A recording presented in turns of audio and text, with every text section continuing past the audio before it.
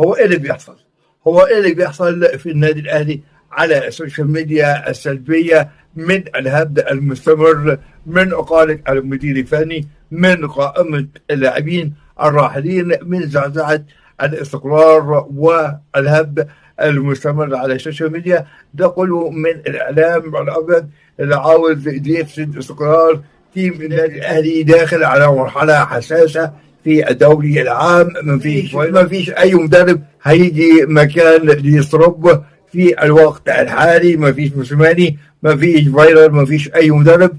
قائمه لاعبين الراحلين، ما فيش لاعبين راحلين الى نهايه الموسم.